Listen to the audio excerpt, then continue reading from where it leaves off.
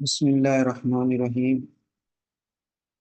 अच्छा बेटा, हमारा चैप्टर था basic concepts in organic chemistry.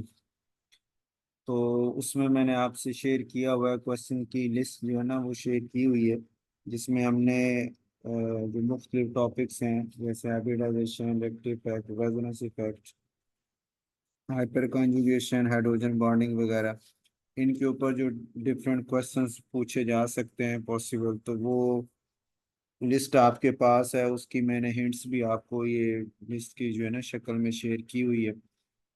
तो उसी को वन बाय वन जो है वो मैं एक्सप्लेन करता हूँ। तो अभी पहले इस लेक्चर में हम हाइब्रिडाइजेशन वाला ना, स्टार्टिंग वाला जो है वो स्टार्ट करते हैं।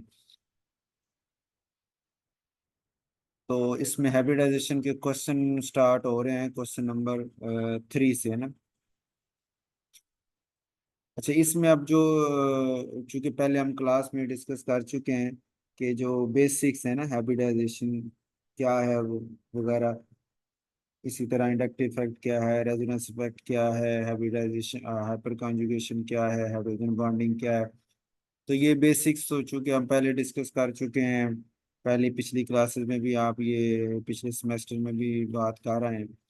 तो उस पे तो मैं अभी नहीं, इस इन लेक्चर में ना, इसमें सिर्फ मेरा मकसद आपके साथ जो है वो ये क्वेश्चन जो है इनको थोड़ा एक्सप्लेन करना है, ताकि अगर ये पेपर में शॉर्ट क्वेश्चन के तौर पे ये सवाल ये एमसीक्यू में आते हैं तो आप उसको इजीली टैकल कर सकें। ठीक हो गई। तो पहले हम स्टार्ट करते हैं ये क्वेश्चन नंबर 3 जो है हाइब्रिडाइजेशन के हवाले से जो है उसमें क्वेश्चन नंबर 4 है। 3 तो हो गया ना, जनरल हाइब्रिडाइजेशन ऑफ ऑर्बिटल से क्या मुराद, इसमें डेफिनेशन, इसकी टाइप्स वगैरह। अब ऑर्गेनिक में जैसे हमारा वास्ता sp3, sp2 और sp, 3 तरह की हाइब्रिडाइजेशन से पड़ता है। तो क्वेश्चन नंबर 4 है, Y4 covalent bonds in methane are equivalent. अच्छा, इसमें हाइब्रिडाइजेशन में एक चीज मैं जरूर शेयर करूंगा कि नॉर्मली बच्चे जो है ना इसमें, क्योंकि ये बुक्स में अमूमन नहीं इस तरह बताई हुई होती है ना, तो इसको थोड़ा सा देख लेते हैं कि अगर कंपाउंड मेरे पास दिया हो तो उसको हाइब्रिडाइजेशन को मैंने बताना हो तो कैसे मैं उसका आइडिया ले सकता हूँ ना। तो जैसे ये कंपाउंड है, अब मैं इसमें ना मुख्तलिफ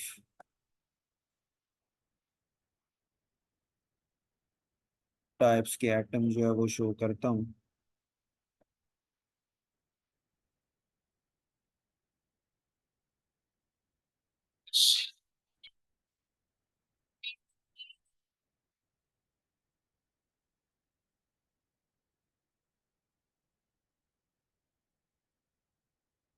अच्छा, इसमें हमारे पास है जैसे ये,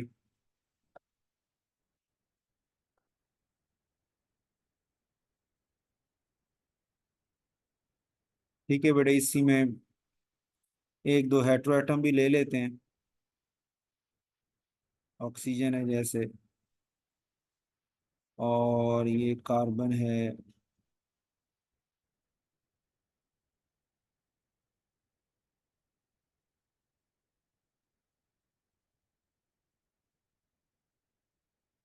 जरूरी नहीं इस तरह का मालिकूल आपके पास मौजूद भी हो।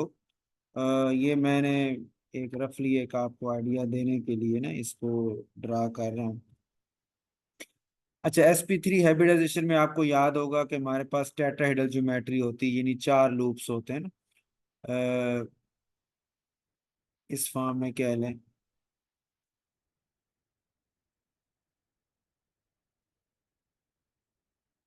ये टेट्रा, ये sp3 है जी, ठीक है।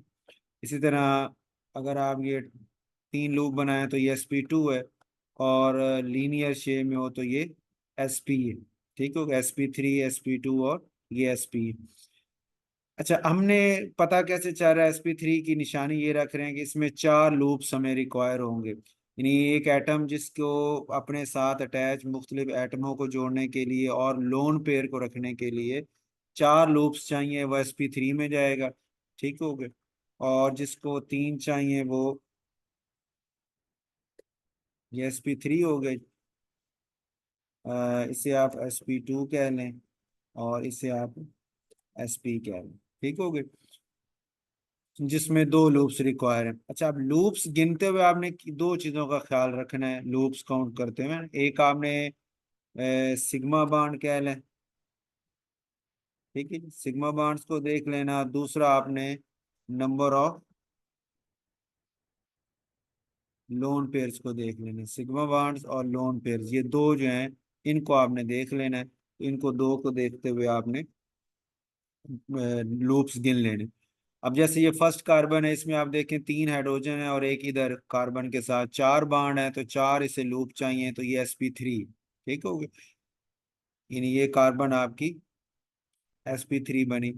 इस कार्बन को देखें तो आप कहेंगे सर एक इधर ये सिग्मा बॉन्ड है, एक हाइड्रोजन के साथ सिग्मा बॉन्ड है और एक इस कार्बन के साथ इसका सिग्मा बॉन्ड है, तो तीन सिग्मा बॉन्ड है। पाई बॉन्ड को आपने काउंट नहीं करना, क्योंकि आपको पता है पाई बॉन्ड वो लूप बनाते हैं जो हाइब्रिडाइजेशन में हिस्सा नहीं लेते, अनहाइब्रिडाइज फॉर्म में ही होते हैं और बाद में वो पैरेलल ओवरलैप करके पाई बॉन्ड बना रहे होते हैं सिग्मा के बाद, ऐसी। तो इसलिए पाई बाण हम नहीं गिनेंगे, सिर्फ सिग्मा गिनेंगे। तो इस कार्बन के इस वक्त एक सिग्मा बाण एक हाइड्रोजन के साथ और एक इधर कार्बन के साथ तीन सिग्मा बाण है, तो आप बोलेंगे कि ये sp2 है। इस कार्बन के भी तीन सिग्मा बाण है, sp2 है। इस कार्बन के चार हैं, एक दो तीन और चौथा हाइड्रोजन के साथ, आप कहेंगे ये sp3 है। इस कार्बन के आप कहेंगे कि ये सिग्मा और एक इधर सिग्मा, दो सिग्मा बाण है, तो ये sp है। इस कार्बन के भी दो सिग्मा बाण है, ये भी sp है। ऑक्सीजन में आपको पता है दो लोन पेयर आते हैं ना, वह इसका छठे ग्रुप में वैलेंस शेल में 6 इलेक्ट्रॉन, तो एक दो और दो लोन पेयर हो गए, टोटल 6 इलेक्ट्रॉन हो गए। तो अब इसको चार लूप कितने चाहिए, चार चाहिए। आप कहेंगे सर दो तो ये हैं इसके सिग्मा बॉन्ड बने हुए ना, और दो इसके हैं लूप्स, जो इसके ये दो जो लेवन पेयर हैं, इन दो को रखने के लिए भी दो लूप इसको चाहिए, तो टोटल इसे चार चाहिए। तो चार की वजह से आप कहेंगे कि सर ये sp3 है। इस कार्बन को कहेंगे आप कि सर ये एक दो और इधर से तीन इसको चाहिए, तो ये sp2 है। ऑक्सीजन को देखेंगे तो फिर आप लोन पेयर को काउंट करेंगे कि इसके पास दो लोन पेयर भी हैं और एक इसके पास सिग्मा बॉन्ड भी है, तो टोटल इसको तीन लूप चाहिए। तो तीन का मतलब ये sp2 है। इस नाइट्रोजन का पांचवें ग्रुप में होता है, वैलेंस शेल में 5 इलेक्ट्रॉन, तो एक दो और तीन इसके शेयर हैं। इसका भी पास भी एक लोन पेयर मौजूद है, तो टोटल आप गिनोगे तो तीन हो जाएंगे, चार हो जाएंगे। एक दो तीन सिग्मा और एक लोन पेयर मिला के चार लूप हैं, तो आप कहेंगे ये sp3 है। इस कार्बन को देखेंगे तो तीन सिग्मा बॉन्ड, sp2 हो गया। नाइट्रोजन को आप कहेंगे कि फिर एक लोन पेयर इसके पास मौजूद है, एक हाइड्रोजन एक लोन पेयर और एक इधर सिग्मा बॉन्ड, तो तीन इसके हो गए। तीन की वजह से आप कह सकते हैं कि ये sp2 है। और इस कार्बन का तीन और एक चार की वजह से आप कह सकते हैं ये sp3, ठीक हो। तो ये आप अंदाजा लगा सकते हैं मुख्तलिफ एटम्स की हाइब्रिडाइजेशन का, कि उसकी हाइब्रिडाइजेशन क्या क्या है एटम्स की ना मॉलिक्यूल के अंदर। अच्छा, अब उसने कहा जी कि 5 4 covalent bonds in methane are equivalent, यानी जो चार मीथेन है ना, CH4 मॉलिक्यूल है, जिसमें कार्बन के साथ चार हाइड्रोजन जुड़ी हुई है। ये अगर कार्बन आपके पास हो, इसको मैं यहाँ से ले लेते हैं, तो ये कार्बन आपके पास चार है, तो इसके साथ चार हाइड्रोजन आके अटैच हुई हुई है, ठीक हो गई। तो चार हाइड्रोजन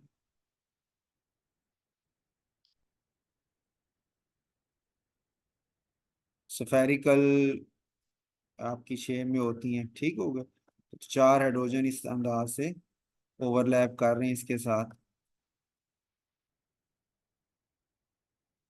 तो उसके कहने का मतलब ये है कि ये चार इक्विवेलेंट क्यों है।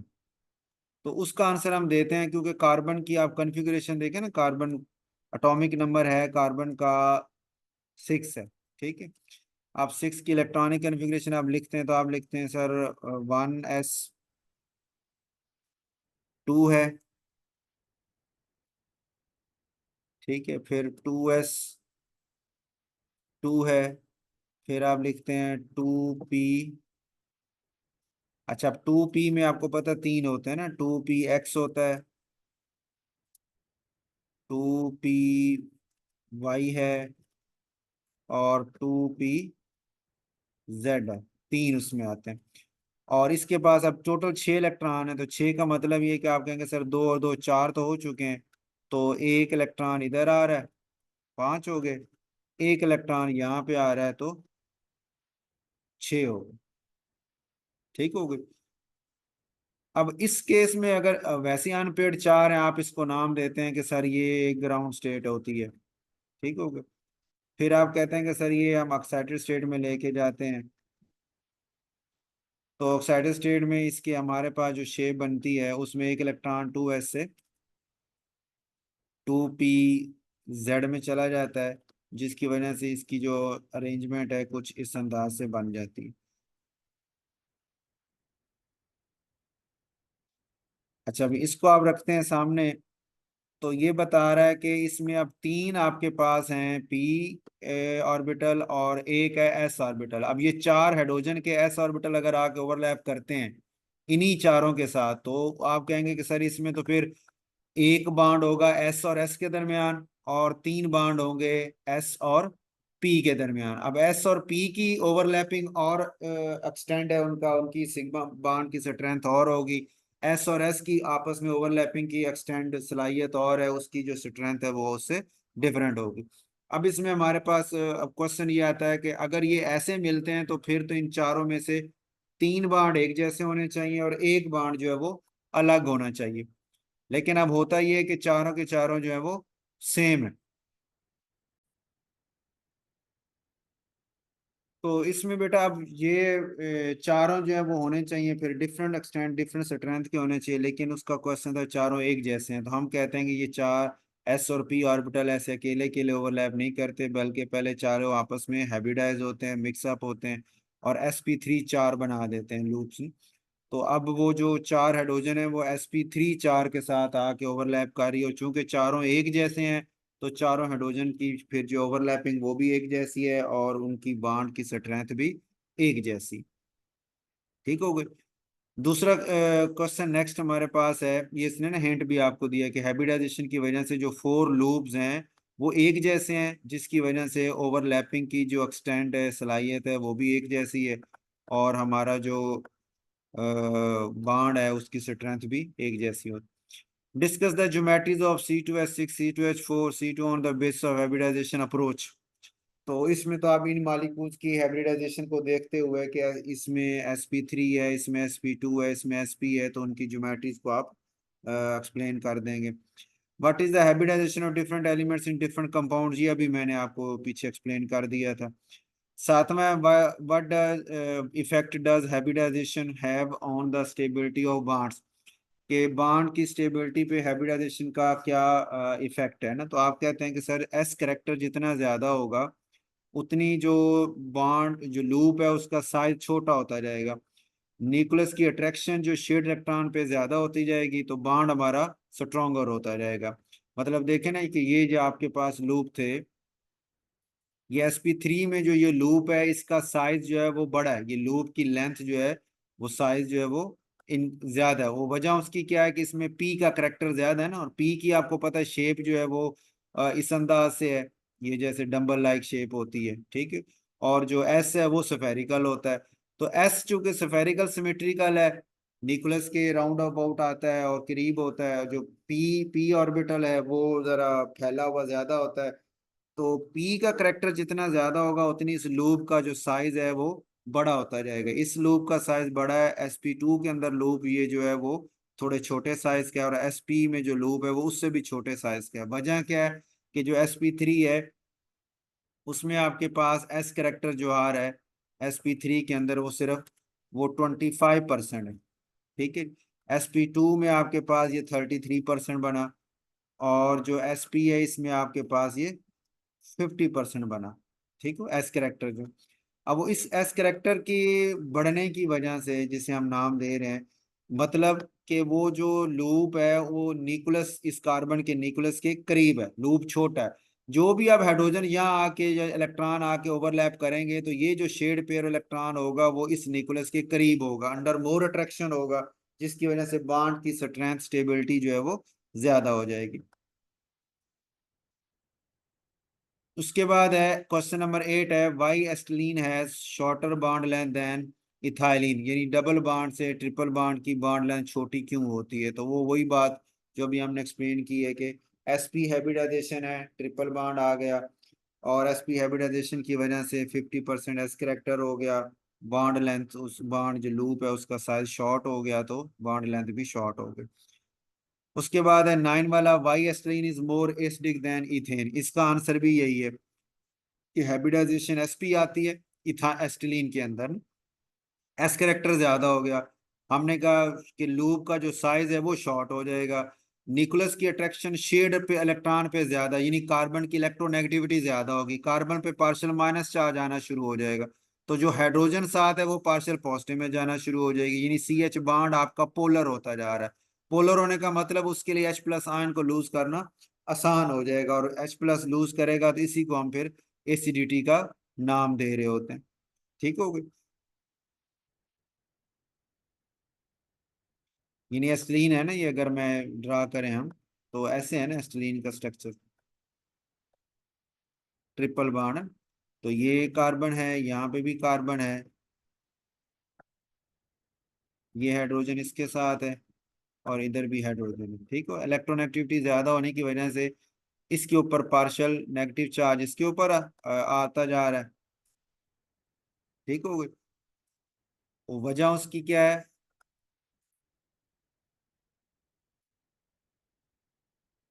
पार्शियल नेगेटिव चार्ज इसके ऊपर आता जाएगा, इलेक्ट्रोनेगेटिव शेड पेयर को अपनी तरफ खींचने की वजह से। ठीक हो गया? और पार्शियल पॉजिटिव चार्ज है वो हाइड्रोजन के ऊपर आता जाएगा।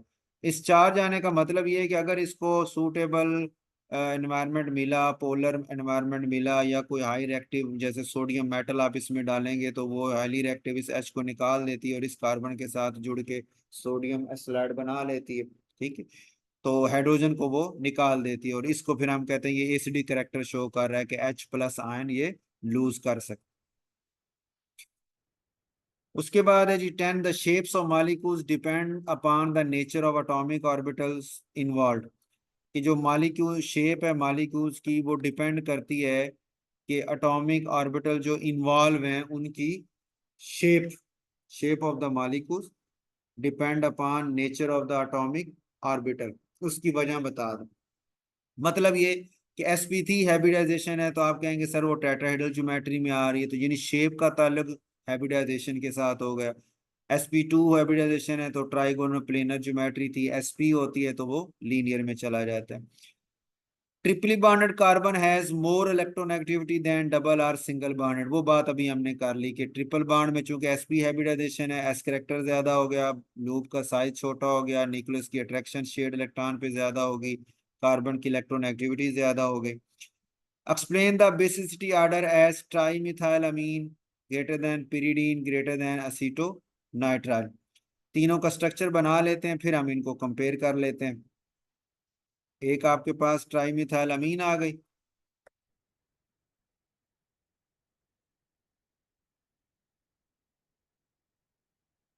ये नाइट्रोजन ले लें,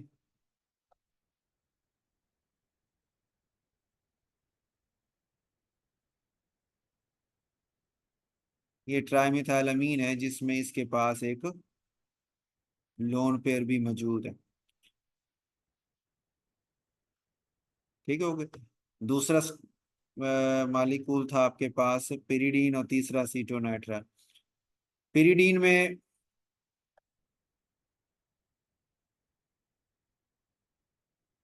ये है, यहाँ आपकी नाइट्रोजन आ जाती है, और इसके पास भी एक लोन पेयर मौजूद है, ये पिरिडीन का स्ट्रक्चर होगा। ठीक हो गया? तीसरा हमारे पास है असीटोनाइट्राइल।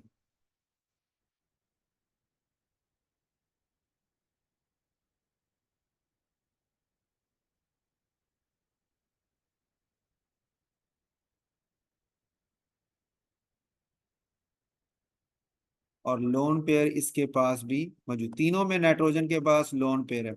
अच्छा, बेसिसिटी का तो आपको आइडिया है ना कि जो species H plus ion take कर सके तो हम उसे कहते हैं कि ये बेसिक इन नेचर है। अब ये नाइट्रोजन लोन पेयर रखने वाली हैं, तो अगर ये H प्लस दिया जाए तो आपको पता है नाइट्रोजन का लोन पेयर H प्लस को साथ कोऑर्डिनेट कोवलेंट बॉन्ड बना के अपने साथ अटैच कर लेता है, तो हम फिर इस लोन पे रखने वाली नाइट्रोजन को बेस का नाम देते हैं कि इसकी बेसिसिटी है कि H प्लस को गेन कर सकता है, प्रोटॉन को गेन कर सकता है। अच्छा, उसका अब यहाँ पे क्वेश्चन ये है कि जो ट्राई मिथाइल अमीन है इसकी बेसिसिटी ज्यादा है पिरिडीन की उससे कम है, एसीटोनाइट्राइल की उससे कम है। वजह क्या है?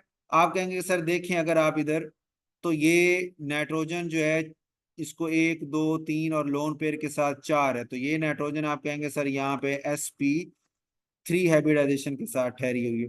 ये नाइट्रोजन 1 2 और 3 लोन पेयर, तो इसको 3 लूप चाहिए, ये sp2 के साथ ठहरी हुई है। ये नाइट्रोजन एक और एक इधर 2 लूप इसको चाहिए, तो ये sp के साथ ठहरी हुई है। तो आप कहेंगे सर चूंकि ये वाली नाइट्रोजन sp3 वाली एस करेक्टर में सबसे कम है, तो इसका ये लोन लूप जो है वो बड़े साइज के है ना, अभी हमने बात की एस करेक्टर जितना बढ़ता जाएगा उतना लूप का साइज छोटा। अब इसका लूप सबसे, ये लोन पेयर जिस लूप में है वो बड़े साइज का है, ज्यादा एरिया पे फैला हुआ है। ये वाला लोन पेयर जिस लूप में है वो छोटे साइज का है, ये वाला लोन पेयर जिस लूप में है वो थोड़ा और छोटे साइज का है। तो छोटे साइज होने का मतलब ये है कि फिर उसके लिए H प्लस आयन को टेक करना मुश्किल हो, जितना लोन पेयर ज्यादा फैला हुआ होता है न्यूक्लियस की अट्रैक्शन उसके ऊपर कम होती है, वो फिर दूसरों के साथ इंटरेक्शन करने का उसके पास मौका ज्यादा होता है और वो बड़ी आसानी से जो है वो प्रोटॉन वगैरह टेक कर सकते हैं। लेकिन जितना वो न्यूक्लियस के करीब होगा वो कंजेस्टेड होता जाएगा, थोड़े एरिया पे हो उसकी अप्रोच होगी, तो H प्लस टेक करना उसके लिए मुश्किल हो जाएगा। तो इसलिए इसकी जो बेसिसिटी है वो सबसे ज्यादा है, इसकी उससे कम, इसकी उस सबसे कम हो जाएगी। ठीक होगी, तो लूप के साइज की बेस पे ये इसने यहाँ पे एक्सप्लेन भी कर दिया जी। अच्छा, उसके बाद है 13 वाला, explain the basicity order as pyridine less than piperidine, के पिरिडीन की बेसिसिटी पाइपिरिडीन से कम। पिरिडीन क्या चीज है? वो तो आपने ये वाला स्ट्रक्चर ड्रा कर लिया था, इसी को मैं दोबारा उठा लेता हूँ। ये पिरिडीन आपके पास आ गई, फर्स्ट वाली जो, ठीक हो गई। और जो दूसरा उसने क्या है आपके पास है पाइपिरिडीन, तो उसके लिए हम,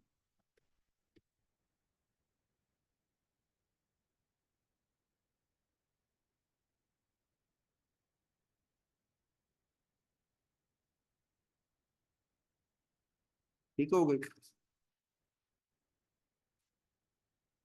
ये पिरिडीन है एरोमेटिक सिस्टम, और ये जो एलिफेटिक है मतलब सिंगल बॉन्ड के साथ है, ये आपकी पाइपिरिडीन कहलाती है। ठीक हो गई।